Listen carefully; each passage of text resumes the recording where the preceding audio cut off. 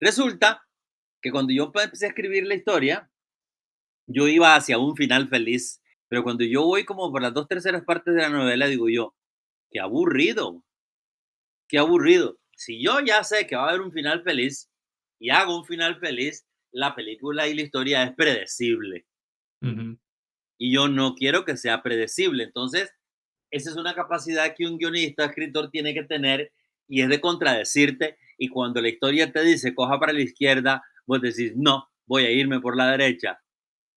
¿Por qué? Porque me da la gana, porque la historia me está señalando hacia la izquierda y el espectador está esperando a que coja para la izquierda y de repente coge para la derecha. ¿Ves? Te das cuenta cómo va funcionando la vara para que la historia no sea predecible, que es el peor pecado que puede tener un guión, mae. Y si a vos no te sorprende como escritor, no va a sorprender a nadie. Claro, es verdad. Otro día escuché a Guillermo del Toro, una vara que me enseñó el mae, de cómo escribir para que la página te dé el minuto.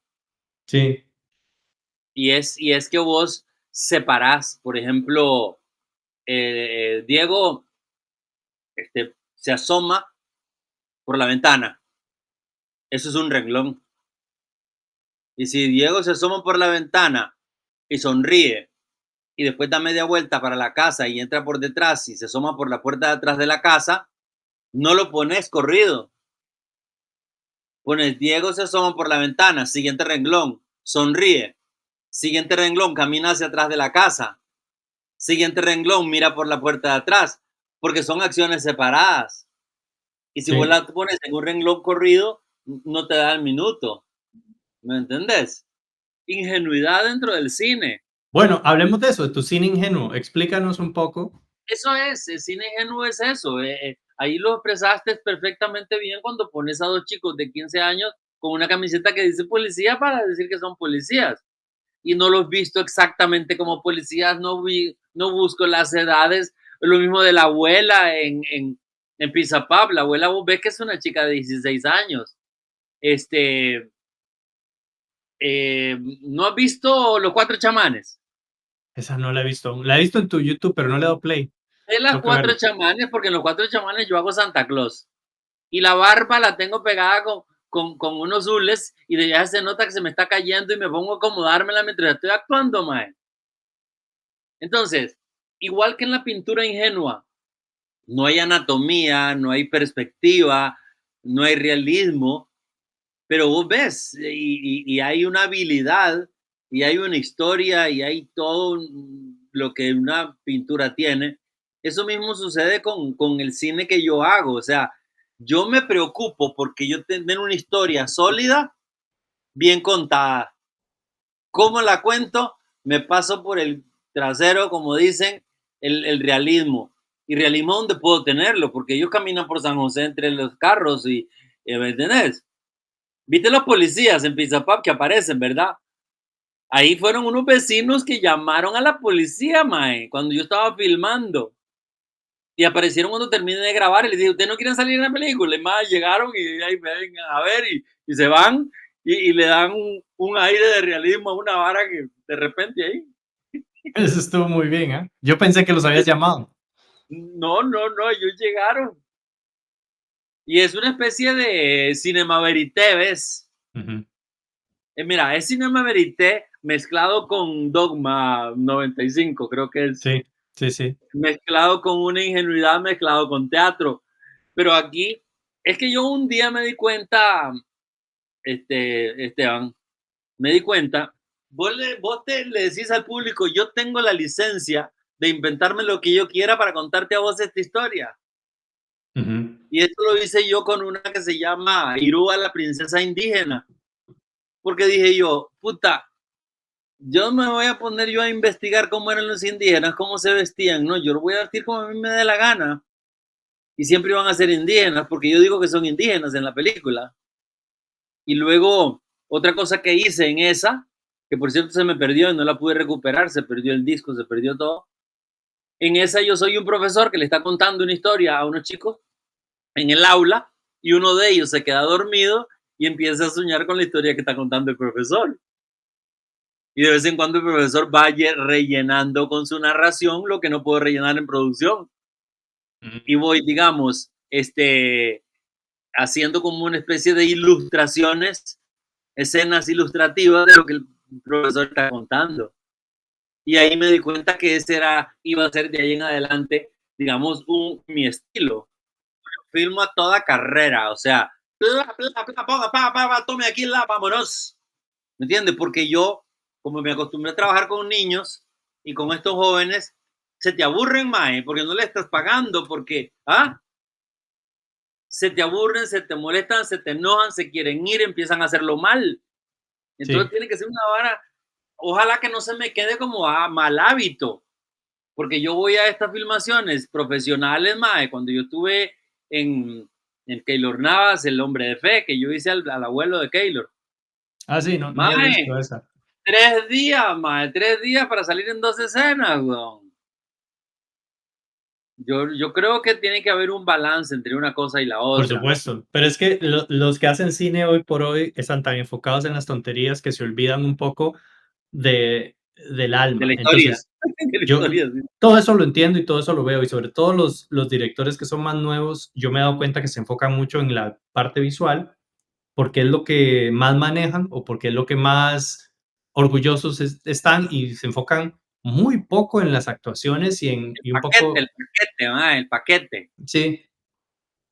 Porque yo Y he estado hablando con gente en sets así, estoy hablándote en series de millones de dólares por episodio, donde el director estuvo 3 horas moviendo ese cuadro que está atrás mío, un ángulo izquierdo, ahí 3 grados para allá, y que el otro cuadro le cambiaran ligeramente. O sea, bobadas que el resto del equipo dice, carajo, ya se nos va el día y no hemos hecho nada, no hemos empezado por tonterías, o que la lámpara que está ahí atrás, que no, que tiene que ser, mueve la cabeza ligeramente. O sea, eso lo he visto a ese nivel, ¿verdad? ujú, Y yo creo que es por inseguridad o por es querer inseguridad, creerse su ego, decir, es que si yo no hago claro. estas cosas, la gente va a pensar que, qué sé yo. Es inseguridad, definitivamente.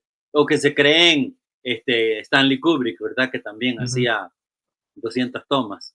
No sé qué haría él. Lo mismo Alfred Hitchcock. ¿Sabes Pero quién es?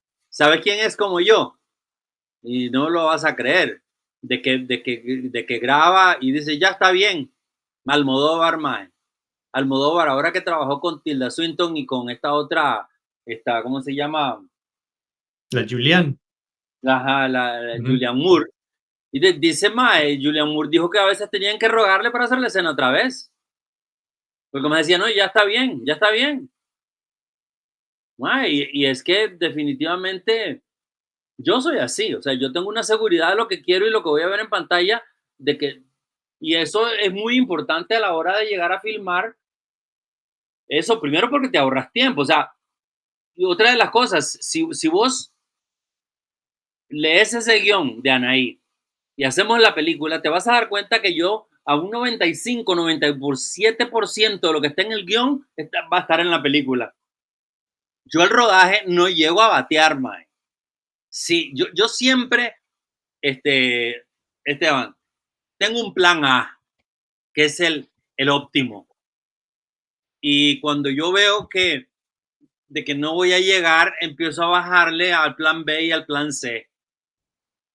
Pero siempre, digamos, el alma de lo que quiero va a estar ahí. ¿Ve? Por ejemplo, la escena del bus en Pizza Pub.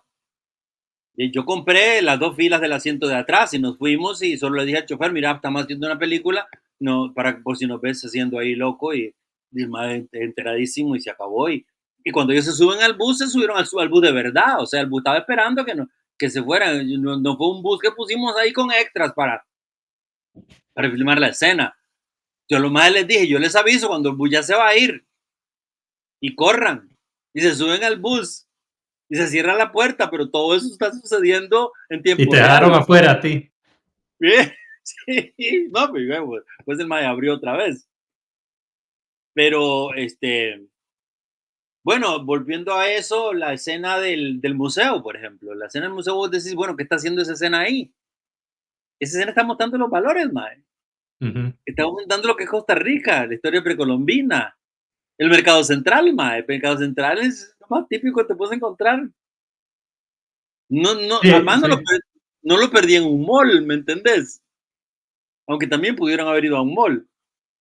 Pero el señor que canta me lo encontré ahí, mae. Eso pensé yo. Esto seguro fue en el momento. Eso es, eso es.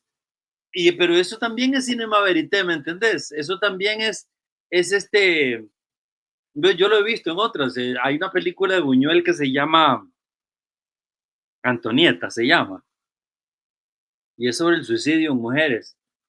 Y el mae está en el zócalo al frente de la Catedral de la Virgen de Guadalupe y hay tres ciegos cantando, mae. Y yo te juro que esos mae se los encontró ahí. Igual que yo me encontré el viejo del mercado, mae. Y decime si esa canción, ese viejo, no le da un puta sabor y una profundidad más a la Sí, historia. sí, totalmente, totalmente. ¿Ah? Mae, yo casi lloro cuando lo vi en edición, mae. Me emocionó tanto en decir, puta, qué linda esta vara, mae. Es un aire fresco que de repente aparece y vos lo agarrás en pantalla, mae. Y eso lo dice Guillermo del Toro, ahora que he estado viendo muchas cosillas del mae con Frankenstein. Mae dice, yo planeo así, el set se construye de acuerdo a lo que yo voy a grabar, pero hay un margen de las cosas que suceden en filmación que no se pueden dejar a un lado. Hay cosas que suceden que son impredecibles, hay cosas que suceden y el mae tiene eso. ¿Qué dirías que es como tu legado? Yo diría, un esfuerzo nunca se desperdicia. O sea, haga algo, aunque te salga mal, aunque sea una mierda, pero solamente haciéndolo vas a haber aprendido y haber sacado algo del asunto. El problema está en que muchas personas quieren hacer de buenas a primeras una gran película, man. Y no se hace una gran película ni de buenas a primeras y a lo mejor nunca vas a hacer una gran película. Pero lo que pasa es que tenés que hacerlas si tenés la pasión, ¿verdad? Hay un par de anécdotas. Hace muchísimos años, cuando todo esto apenas empezaba, ni siquiera el primer festival de cine costarricense se había hecho. Habían unos cursos en el Centro Cultural de España, cuando estaba Clara Ballesteros, y trajo a un director español, Chavarri, ya no me acuerdo el nombre de pila, Jaime Chavarri, ya debe haber muerto porque ya era un hombre mayor en ese momento. Este, eh, y Chavarri vio como Semilla Coyol, que fue la primera película que yo hice, que agarré los actores del escenario del teatro y me los llevé a locaciones reales y filmé la película con los diálogos y las actuaciones de ellos, pero en locaciones, nada más, en una cámara VHS. Jaime Chavarri vio la película esta accidentalmente. Un día que andábamos almorzando, alguien la puso en el proyector y cuando llegamos la película estaba pasando y yo, ups, me quería meter dentro de un hueco. No la quitaron y el director la vio completa, una película de 70 minutos. ¿Ah? Y el maje cuando terminó la película dije, cuando hagan cine costarricense, háganlo así, dijo el maje. Y yo, ¿what? ¿Ah? Y a lo que se refirió el maje era que era honesto, maje, que se estaba haciendo con los recursos que habían, que, que, que estaba contando una historia, que no era pretenciosa. Eso es lo que el maje quiso decir. Maje, no sean pretenciosos, hagan el cine que puedan hacer con lo que tienen y con el alma, ¿verdad? Y después el maje, cuando vino a la evaluación del curso, es más, fue uno por uno y había gente ahí de Canal 13 que tenía 15 años de estar en producción audiovisual y había gente que venía de Estados Unidos de estudiar en escuelas de cine, ¿verdad? Y cuando llegó donde mí dijo, Selva, es el único que va a hacer cine en Costa Rica. ¿Qué? Y dice el mae, es que para hacer cine hay que estar loco. Y el Es único que cierto. tiene ese toque de locura que es este mae, o sea, y yo por mucho tiempo, en ese momento, no me lo tomé como para que se engrandeciera mi ego, sino que me tiró una responsabilidad en la mano, mae. Y después que vinieron momentos de crisis en donde yo ya no sabía qué putas pasaba porque yo pasé por mucho tiempo con una relación amor-odio con el cine. Me encantaba, pero también odiaba todos los problemas. Este, Me acordé siempre de Jaime Chavar y dije, yo tengo que seguir. Y después el otro punto, el otro turning point que se dio en mi vida fue cuando dejé de hacer cine para festivales, dejé de hacer cine para reconocimiento, dejé de hacer cine para hacer dinero, dejé de hacer cine para las salas. Empecé a hacer cine para mí, para divertirme con los que estaban haciéndolo conmigo, para contar una historia interesante, contarla bien contada. Y en ese momento, mae, fue cuando yo empecé a hacer más cosas. Mae, yo tengo 12 cortometrajes en el YouTube, de ahí todos hechos en el colegio, mae. Y todos tienen su valor, ¿me entiendes? Yo creo que el valor se va a agrandar el día que yo me muera, pero lo que te quiero decir es que si sos apasionado para el asunto, la satisfacción que te deja vale más que cualquier plata, man. Yo, por ejemplo, Semana U, que en cierto momento fue mi trabajo más ambicioso y, digamos, más grande, es una película de hora 50 en una sola locación, man. ¿Y para qué? Para ahorrar. Este, yo gasté plata, mae. Yo me mandé 3 millones de pesos. Que Y son yo como cocinando, $6,000 eso, ¿no? 6,000, sí, siete por mil allá. dólares. No estuvo compré una cámara, pero mae, yo hacía el desayuno, mae. Yo, pero al mismo tiempo vas aprendiendo, ¿me entendés? A mí ahorita vos me pones a dirigir y me pones un asistente de dirección, y me pones un productor, mae, yo sé exactamente qué es lo que tengo que decirle a cada uno de ellos. Ujú. A vos me das a mí $50,000 y no te los echo a perder, ¿me entendés? Y en eso es lo que me siento en este momento. O sea, a mí me va a detener la muerte. La muerte me va a detener. Pero, por ¿Cuán- ejemplo, yo, yo, yo tengo, por ejemplo, para el próximo año, ahí tengo un par de guiones que podría hacer. Uno es con 7 personajes, otro es un remake de Tú no estás en mis zapatos, que no sé si la has visto también, está ahí en YouTube. No. Tú no estás en mis zapatos, es hora y media y la hice yo con una camarita de mano y los chicos nada más, nadie más. Y quiero hacer un remake de eso, lo que pasa es que es hora y media, es un gran esfuerzo y quisiera hacer Todos los ríos llegan al mar, pero es así, quisiera hacerla con buen presupuesto y con buenos actores y sin carreras. Ujú. ¿Cuántos guiones tienes escritos? O mejor dicho, ¿cuántos proyectos has llevado a conclusión en tu vida? Largometrajes son 3, son Chirripó, Manaú y Tú no estás en mis zapatos.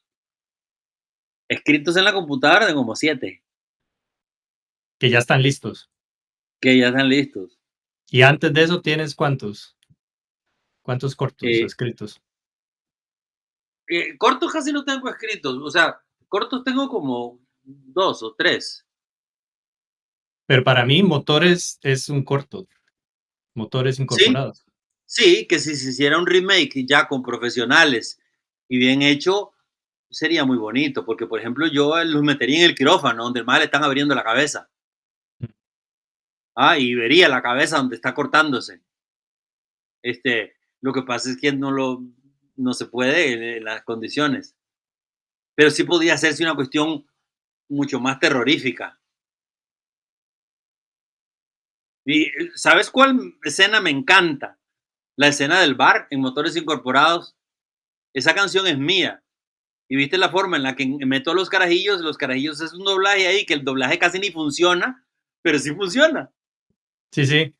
A mí me parece muy buena esa escena y sobre todo, yo no pensé en la música, yo pensé en la dinámica entre las mesas, porque Ajá. este actor que tienes es muy bueno, este chico es muy buen actor y tú le dices, o sea, el personaje le dice una cosa a sus amigos, que son estos, ¿no? Que parece que los sacó de ahí como de algún rincón y los puso y le dice una cosa, pero va a las chicas y les dice otra y a todo mundo le miente, se miente a sí mismo, pero al final lo logra y me pareció fantástico.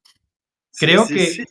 yo sí coincido contigo que es muy posible que la gente en general no descubra tu talento hasta dentro de muchos años, porque el nivel de exposición que tienes no es muy alto, pero la calidad que hay en tus proyectos es, en la historia, en el alma, es increíble. Yo veo estas historias y yo digo, ¿cómo es que no, Selva no tiene el reconocimiento que se merece por lo que escribe? Olvidémonos de la calidad técnica y de actoral y todo eso, porque bueno, es lo que hay. Pero esas historias Fíjate que son yo le muy pedí el buenas. ministerio osado, osado. Cuando yo empecé a escribir el guión de Chirripó en el año 2003, yo mismo creía que yo estaba loco, Videoguardia y mi ex esposa y toda, ¿me entiendes? Escribiendo un guión en esos tiempos, y sin embargo me dejé llevar por mi, ¿cuál es la palabra? Ese impulso de creer en lo que uno está haciendo. Ujú. Yo logré convencer, por ejemplo, a la escuela que ahora me dan 1 millón, este año me van a dar 1,500,000, $3,000. Cuando yo empecé a hacer películas en el colegio, yo las financiaba, yo pagaba las cosas, porque y de repente empezaron a creer en mí, de repente empezaron a ver y ahorita están viendo el conjunto de trabajo, ver los carajillos que estuvieron en ese colegio en el 2006 y que hicieron películas conmigo, y que todavía las ven y ahora las ven con los hijos, ¿me entendés? Última anécdota, cuando yo empecé a hacer la primera película que hice yo con una cámara VHS, hice la adaptación de una historia de Hermann Hesse y la mínima idea de qué putas estaba haciendo. Le dije a un amigo que trabajara conmigo, el otro personaje era una película de 2 personajes, ¿verdad? La verdad es que empezamos a grabar, cuando aparecía yo en escena, él me grababa a mí, cuando aparecía él en escena, yo lo grababa a él, y cuando estábamos juntos la ponía en un trípode, encendía la cámara y nos íbamos y nos poníamos al frente a hacer la escena. Seguimos grabando y cuando me faltaba una escena por terminar, un día me dice el maestro, mira, no voy a seguir. Yo, ¿cómo que no vas a seguir? Me dice, no, no, ma, esta vara no tiene ni pie ni cabeza.